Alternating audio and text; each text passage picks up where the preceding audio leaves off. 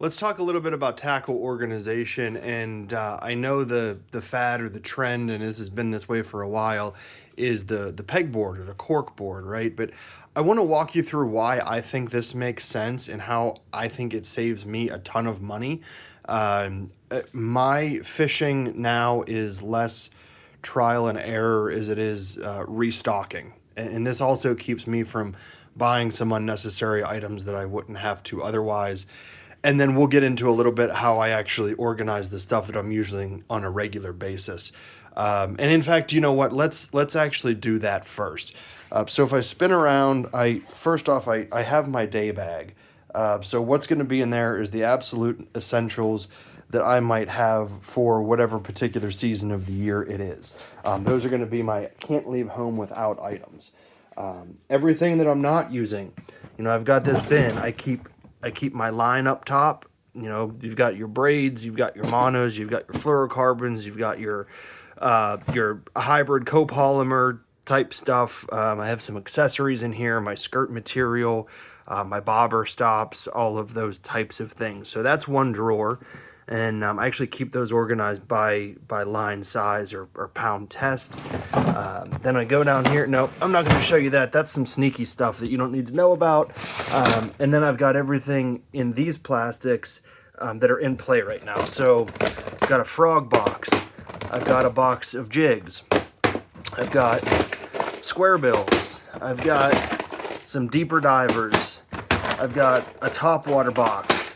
I've got lipless crankbaits, jerk baits, and I've got all of my bladed jigs and my swim jigs in this box.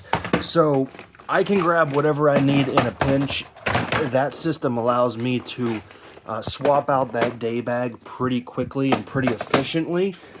Takes me about an hour to switch over from season to season. Super effective. Now, where this board comes into play and where I think it makes sense, this is all extra additional stuff. And the reason that it works is because I can take a quick inventory anytime that I want. So what I do is I take a look here. These are all of my EWG hooks. These are jig heads. These are more finesse jig heads. These are extra chatterbaits. Replacement treble hooks here. These are all of my accessories. So you've got split rings, wacky rings, screw locks. These are all of my flipping weights. I've got drop shot weights and drop shot hooks. I've got a row basically of worms. I've got a row of what are basically swim baits. These are creatures and trailers. Over here are my craws and my flipping style baits. Along the bottom, all of my spinner baits, my chatter baits, different crankbaits that I have, frogs. And what this lets me do is as I get low and the stuff that I'm using regularly, I pull it off the board. Whenever I take a peek at the board, I can see very quickly what I need to stock up on. And normally what that does is it allows me to make one pretty decent order about once a year. And I typically try to do that around the Black Friday sale. So hopefully that makes some sense. Hopefully it can save you some money. And I think that this is more than just aesthetics. I think that if you do this right, it is quite functional. Now look, I also understand that some of you may not have this much stuff.